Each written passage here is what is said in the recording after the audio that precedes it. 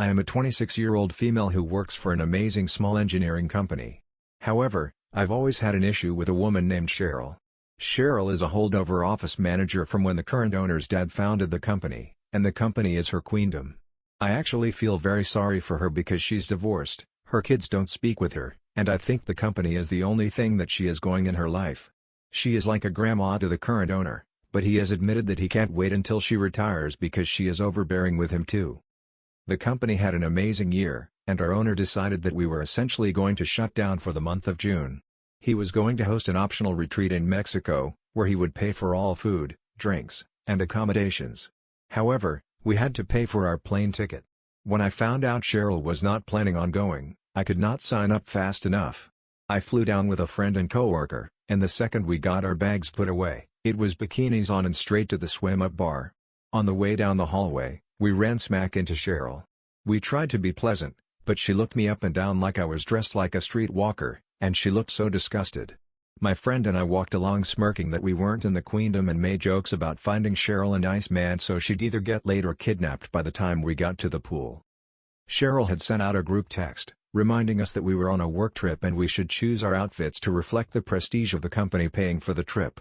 We could not stop laughing, and we agreed that our best bet was to avoid Cheryl for the week. When we were on our way back to the room, Cheryl intercepted us in the hallway. She seriously must have been staring out her peephole, waiting for us. She said that when she sent the group text, she meant that I should change out of that immediately, while pointing basically at my butt. I said, "I'm sorry, Cheryl, but this isn't a work trip, and my bikini was totally appropriate for the resort."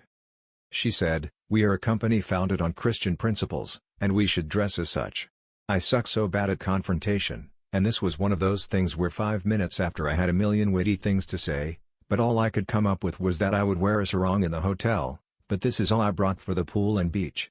She said, "You get paid well enough, go buy something more appropriate." The "get paid enough" comment made me see red because that is so none of her business. I worked my butt off through a male-dominated field, took shots at jobs, and took a huge risk to work for a small company because I wanted a job that cared about me. I told her, "Cheryl, I hate confrontation, but you can go frack yourself." That was so out of line. For the first time since I've met Cheryl, she was actually speechless and just turned around and went into her room, closing the door. My friend thought it was the funniest thing she'd ever seen and said she was so proud of me for sticking up for myself. Initially, I felt good about it too, but ever since yesterday, I am just racked with guilt and I feel like a major jerk. I feel like there were a million other ways I could have handled it, and I should not have let Cheryl see that she upset me. She is a very lonely person, and though I don't like her, I don't need to say such cruel things to her. I feel like I am the jerk. To add for the people asking, my swimsuit was from a company called Kokoba. They really only make one style, and I guess it's probably best described as cheeky and not really a thong. But they have a tendency to ride up by my butt since I have wider hips. Yes, my cheeks were visible, but it was far from dental floss. Now for an update. Wow, people are really focused on the swimwear. I do have pics of the swimsuit on me when I was tubing with my family last weekend. They are on my Instagram, but I'm not sure if that's safe to send out a link. This is my first ever post on a sub like this, so I guess I can get some input on that. Also, my friend actually had on a one-piece, but it's a full-on thong. It's very cute on her, but she didn't get the same look from Cheryl because she had a cover-up on her bottom when we were in the hotel. I almost forgot, I had zero idea this would blow up the way it did, and I had no idea this would get so much internet snark. Please keep in mind, I tried to post this originally on the other Am I the Jerk? Sub, but they have a word limit, so I had to come up with some word economy. Even then, I didn't make it, so I posted here. Some of the things I wish I could have included in the original post are as follows: this is not a work trip. In fact, the EV said specifically it's not a work trip. It's a tangible bonus for a job well done this year. There is no mention of a dress code, and I am dressed well in line with other women at the resort. In fact, some are way more scantily dressed than me. The resort is huge, and I would guess there are probably 2,000 plus guests total. I think maybe 10 people from our office are coming, plus some families and kids. There are no dinners, events, meetings, hangouts, or obligations, so no way could this be considered a work trip. 2. I wish I could have been more clear about the company closing for the month. We aren't closed but have no projects due until mid-July, and we all have the option to work from home, take time for graduations and vacations. This hasn't happened in the 3 years I've been here, and I don't think it will happen again, but it's been really nice. The trip to Mexico is also not a month long. It's up to a week, centered around yesterday to Saturday. 3. I am not some mean high schooler. I'm actually very, very shy and bookish. I am probably considered pretty, but it took me a long time to see myself as such. I was a swimmer in high school, and it took me years, well after college, in fact, to even try on a bikini. I decided last year I like the cheeky look because it's probably more common than not where we go tubing on the weekends. 4. The part about getting Cheryl laid or kidnapped was a total joke, and we meant no harm. It was only between the two of us. It really surprises me people are so hung up on that, and I find it really hard to believe that most everyone hasn't made a similar sort of joke about a frustrating co-worker. If you haven't, I guess that's good, but gallows humor is huge in the engineering field, and I deal with jokes along those lines all day long at work. Now for a few comments before the update. Comment 1, not the idiot I believe you said. It was optional in your post, and you had to pay for your ticket to get there. I'd say you get to wear whatever the hell you want whenever you want. Either that, or I'd wait until the bosses show up and go down to the pool and beach and get in with full business attire, and make mention that what's-her-face said this is what we were supposed to be doing. But then again, I'm a jackass that way. Comment 2, it might be worth letting the owner know that he might hear something from Cheryl. I hope he's sitting down when you tell him, so you can watch him fall out of the chair laughing. At least that's how I hope it goes down. She had it coming. Now for the update. Hey everyone, thanks for all the feedback on my last post. So a lot has happened since then, and I wanted to give you an update on the situation with Cheryl. After our confrontation, I spent the next day trying to avoid Cheryl as much as possible. My friend and I decided to go on a snorkeling trip organized by the resort. It was a beautiful day, and I was starting to feel a bit better about everything. But of course, Cheryl was on the same boat. She sat at the front, away from everyone, and I could see she was avoiding eye contact with me. I felt a pang of guilt again, but I tried to push it aside and enjoy the trip. Later that evening, the resort hosted a beach bonfire with live music. It was a perfect setting to unwind, and I was looking forward to it. As the night went on, I noticed Cheryl sitting alone at a table, nursing a drink. I couldn't help but feel bad for her. My friend nudged me and said, "Maybe you should go talk to her, clear the air." I hesitated but eventually decided she was right. I walked over to Cheryl and asked if I could join her. She looked surprised but nodded. We sat in awkward silence for a few minutes before I finally spoke up. "Cheryl, I'm really sorry about what I said the other day. I was out of line, and I didn't mean to hurt you." Cheryl sighed and looked at me, her eyes softening a bit. "I appreciate that. I know I can be overbearing sometimes, but I just want what's best for the company. It's all I have left." That comment hit me hard. I knew Cheryl was lonely, but hearing her say it out loud made it more real. We ended up talking for a while, and I learned a lot about her. She told me about her divorce and how her kids stopped talking to her after she and her ex-husband split. She admitted that she threw herself into her work to cope with the loneliness. It was clear that the company was her lifeline, and she genuinely cared about it and everyone who worked there. The next day, I decided to take a break from the resort and explore the nearby town. I needed some time to process everything Cheryl had told me. As I wandered through the local market, I stumbled upon a small shop selling handmade jewelry. I remembered Cheryl mentioning how much she loved turquoise, so I decided to buy her a necklace as a peace offering. When I got back to the resort, I found Cheryl sitting by the pool, reading a book. I walked over and handed her the necklace. "I saw this and thought of you," I said. Cheryl looked at the necklace, her eyes welling up with tears. "Thank you," she whispered. "This means a lot to me." That evening, we had a company dinner at one of the resort's restaurants. It was the first time everyone was together since we arrived. The atmosphere was relaxed, and it felt like a real vacation. Cheryl even seemed to be enjoying herself, chatting with some of our coworkers. I felt a sense of relief knowing that we had made amends. The following day, something unexpected happened. The owner of the company called a meeting by the pool. He announced that he had decided to retire and was passing the company on to his son. Everyone was shocked, including Cheryl. She looked devastated. After the meeting, I found her sitting alone, staring at the ocean. I sat down next to her and asked if she was okay. "I don't know what I'm going to do," she said, her voice trembling. "This company has been my life for so long. I don't know how to let go." I didn't know what to say, but I knew I had to be there for her. "Cheryl, you've done so much for this company. Maybe it's time to focus on yourself and find something that makes you happy outside of work. Over the next few days, I noticed a change in Cheryl. She started to relax and enjoy the trip more. She even joined us for a few activities, like a cooking class and a sunset cruise. It was like she was finally allowing herself to have fun and let go of some of the stress she had been carrying for so long. One evening, as we were all sitting around the bonfire again, Cheryl shared a story from her past that really touched me. She told us about how she used to love painting but gave it up when she got married because her husband didn't support her passion. After the divorce, she never picked it up again because she felt like it was too late to start over. Hearing her talk about her lost passion made me realize how much she had sacrificed for her family and her job. I encouraged her to start painting again, and she seemed genuinely excited about the idea. It was like a light had been reignited in her. The rest of the trip was a lot more enjoyable, and I felt like we had all grown closer as a team when we got back home. I made a point to check in on Cheryl regularly. I even signed us up for a local painting class together. It was amazing to see her rediscover her passion and find joy in something outside of work.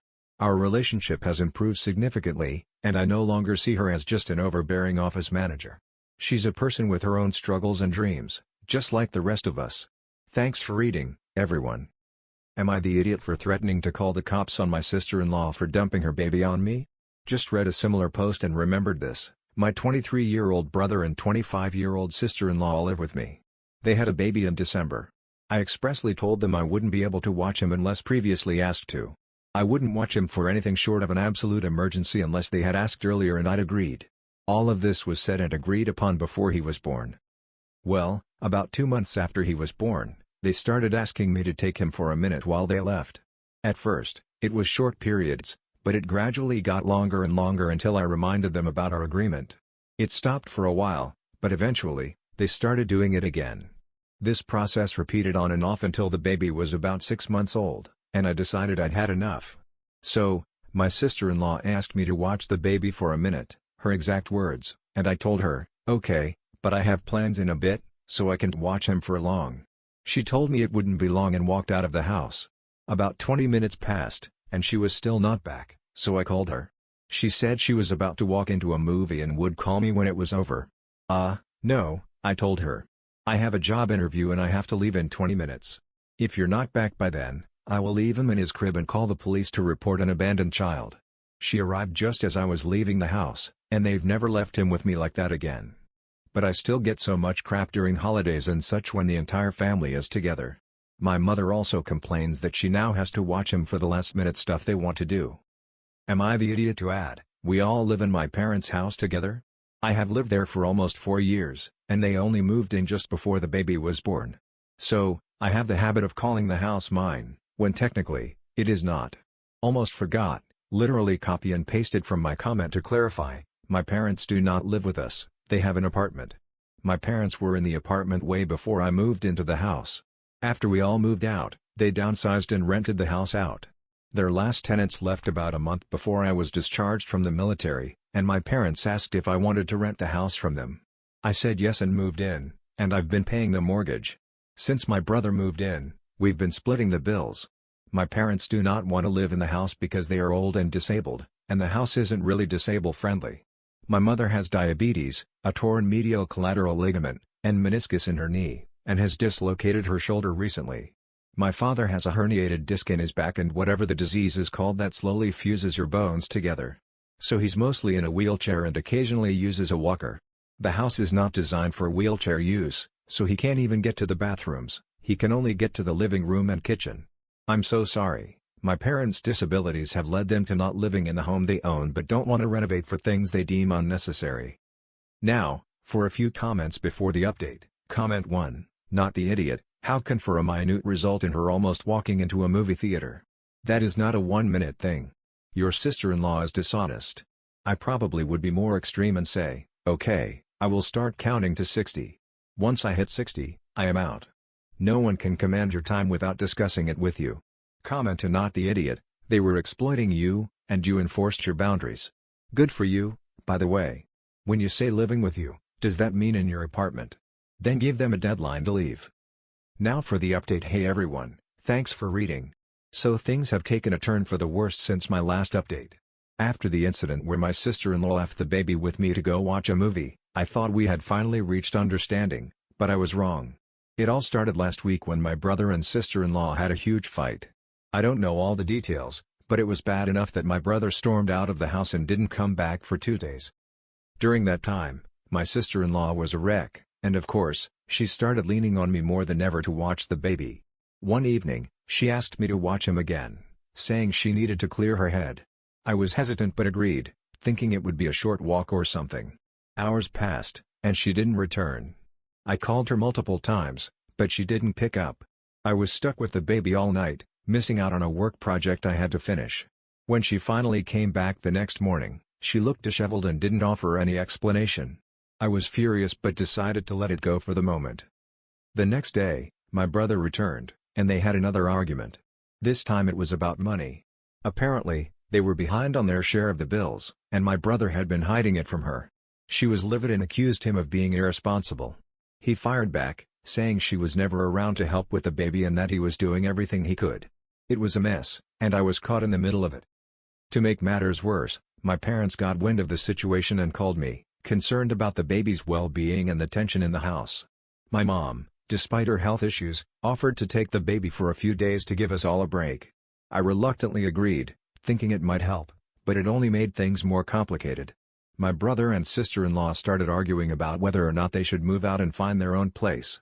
My brother wanted to stay and work things out, but my sister-in-law was adamant about leaving.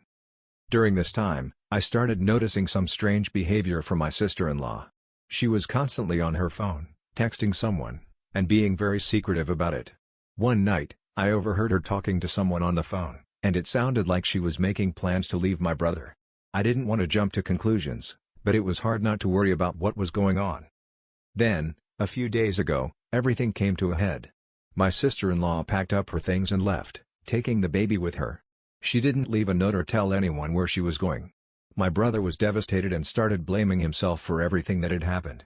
He confided in me that he had been struggling with depression and felt like he was failing as a husband and father. It was heartbreaking to see him like that, and I didn't know how to help. In the midst of all this, I started reflecting on our family's history and how we got to this point. Growing up, my brother and I were always close, but things changed when he met my sister-in-law.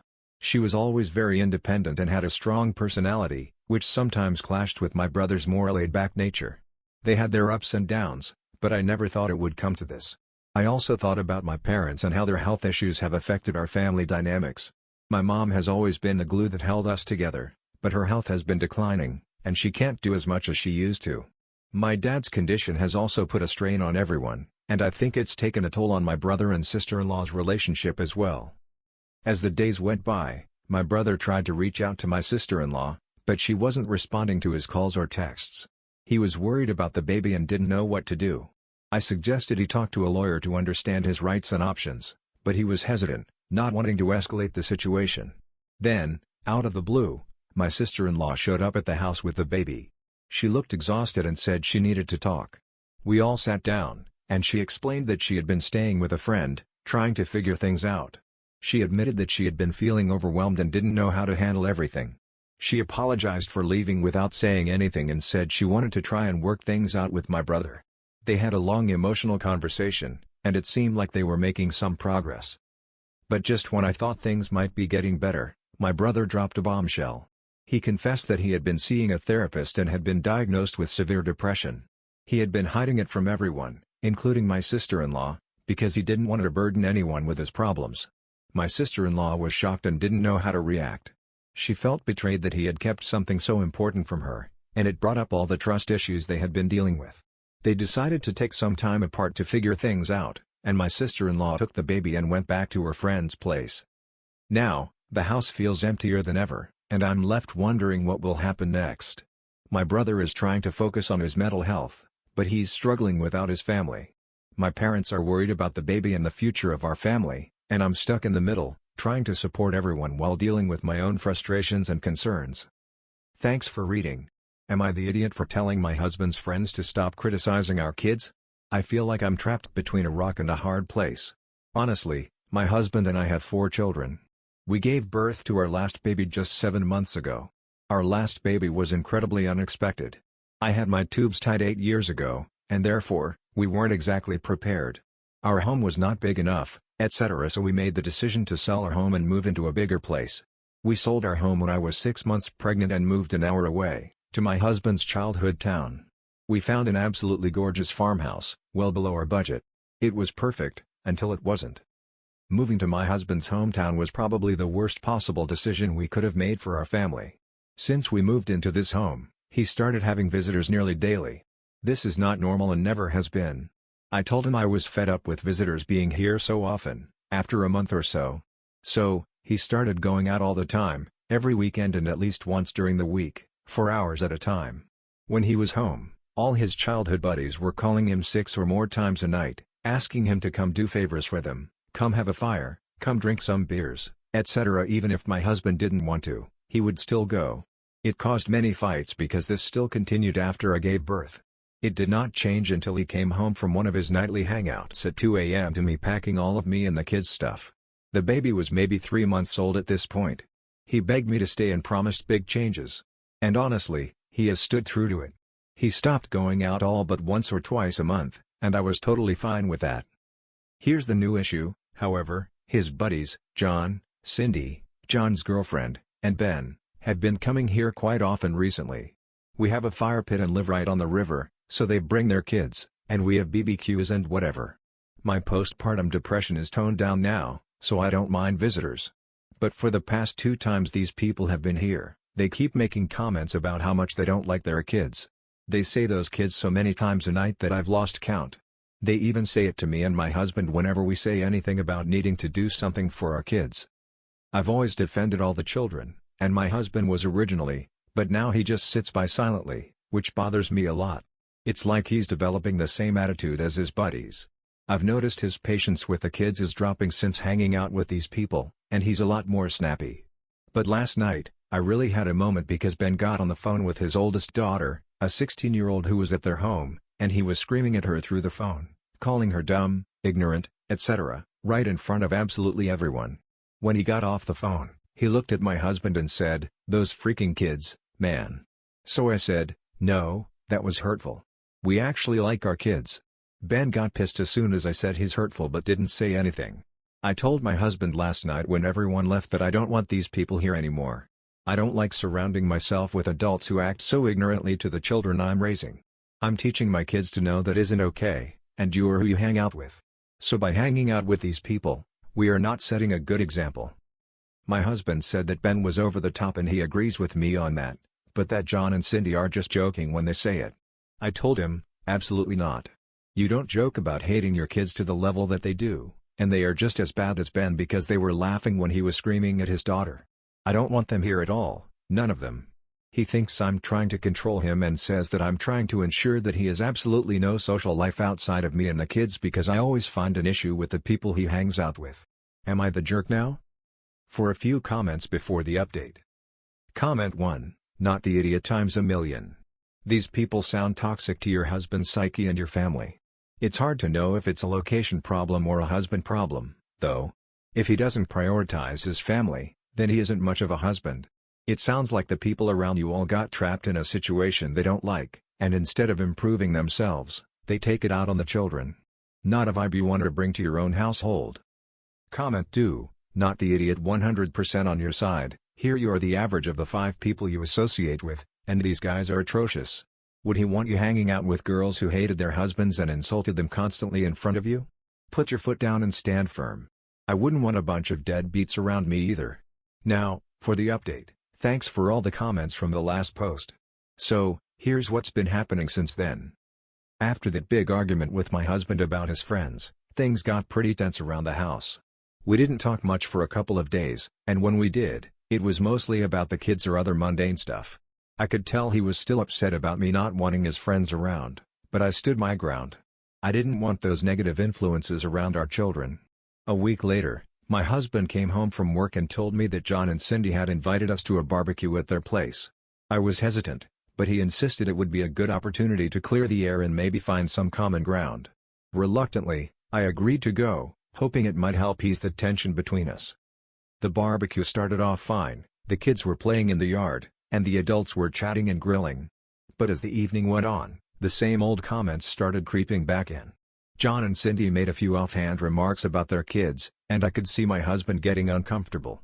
He didn't say anything, but I could tell he was starting to see my point. Then, something unexpected happened. Cindy's youngest, a little boy around 5 years old, fell and scraped his knee. Instead of comforting him, Cindy snapped at him to stop crying and man up. I couldn't hold back any longer. I walked over, picked up the boy, and started cleaning his wound. I told him it was okay to cry and that he was brave for letting me help him. Cindy looked at me like I had two heads, but I didn't care. I wasn't going to let a child suffer because of her ignorance. That night on the drive home, my husband was quiet. I could see the wheels turning in his head. When we got home and put the kids to bed, he finally spoke up. He admitted that seeing Cindy treat her son like that had been a wake-up call. He realized that maybe I was right about the kind of people we were surrounding ourselves with. It was a small victory, but it felt like a step in the right direction. But before I get to that, there's more. A few days after the barbecue, Ben showed up at our house unannounced. He was clearly drunk and started ranting about his daughter again. My husband tried to calm him down, but Ben wasn't having it. He started yelling at me, accusing me of turning my husband against him and ruining their friendship. I was scared, but I stood my ground and told him to leave. My husband backed me up and told Ben he wasn't welcome here anymore if he couldn't respect our family. That incident was a turning point for my husband. He saw firsthand how toxic his friends had become and how it was affecting our family. He apologized for not seeing it sooner and promised to be more mindful of the people we led into our lives. It was a huge relief, but I knew it wouldn't be easy for him to cut ties with his childhood friends. In the weeks that followed, my husband made a conscious effort to spend more time with us and less time with his old friends. He started planning family outings and even took up a new hobby, gardening. It was something we could do together and it helped us reconnect. The kids loved it too, and it became a new way for us to bond as a family. But the fallout from cutting ties with his friends wasn't easy. John and Cindy tried to guilt-trip my husband, saying he was abandoning them and that they needed him. It was hard for him to hear, but he stayed strong. He knew that our family came first and he wasn't willing to compromise that anymore. One night, while we were sitting on the porch after putting the kids to bed, my husband opened up about his childhood. He told me how John and Ben had always been there for him, especially after his parents' divorce. They were like brothers to him, and that's why it was so hard for him to see their flaws. It made sense, and I felt a pang of guilt for not understanding sooner. But I also knew that we couldn't let the past dictate our present. He also shared a story about his father, who had been a strict and often harsh man. My husband had always vowed to be different, to be a better father. But he realized that by hanging out with people like John and Ben, he was slipping into old patterns. It was a powerful moment, and it made me see him in a new light. He wasn't just being stubborn, he was grappling with deep-seated issues from his past. As we continued to navigate this new chapter, I noticed a change in my husband. He was more patient with the kids, more present. He started helping out more around the house and even took on some of the nighttime feedings with the baby. It wasn't perfect, but it was progress. But before I wrap this up, there's one more thing. My husband recently reconnected with an old friend from college, someone who had always been a positive influence. They started meeting up for coffee and talking about life, family, and everything in between. It was a breath of fresh air for him, and it gave him a new perspective on what true friendship should look like. So that's where we are now. It's been a challenging month, but I feel like we're finally on the right track.